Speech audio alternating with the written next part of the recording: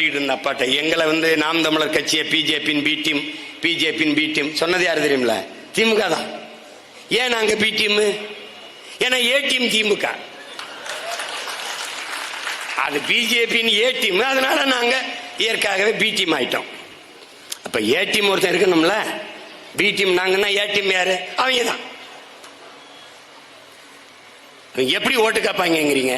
சீமானுக்கு போட்டாதியே பிஜேபி வந்துடும், சீமானுக்கு போட்டாதியே மோடி வந்துருவார். டே, என் வீட்டுல சுவிட்ச போட்டா என் வீட்டுல வந்தா லைட் எரியும். பைத்தியக்கார பையில எனக்கு போட்டா நான் தாண்டா வருவேன். ஏடா கொடுமையா இருக்கு. இது ஒரு கட்சி, இது ஒரு கூட்டம். அது இப்ப பாத்தீங்கன்னா மாநில சுயாட்சி நாயகன் அப்படின்னு ஒரு பாராட்டு விழா வருது. அப்பதான் நீட்ல பல பிள்ளைகள் சாகுது. இந்த நீட்டு தேர்வை கொண்டு வந்த பெருமக்கள் யாரு? காங்கிரஸ். இங்க என் தம்பி அருணபாரதி பேசின ஜிஎஸ்டி கொண்டு வந்தது யாரு? காங்கிரஸ். கூட இருந்து கும்மி அடிச்சது யாரு? குழவை போட்டது யாரு? நம்ம திமுக.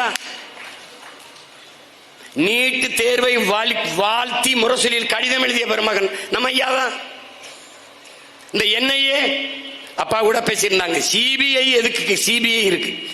மாநிலத்தில் காவல்துறை இருக்கிற போது இந்த சிபிஐ ஒண்ணு இருக்கு பாருங்க, அது கூட மாநில அரசின் அனுமதியை பெற்று தான் உள்ள வந்து விசாரிக்கணும். அப்படி ஒரு உரிமை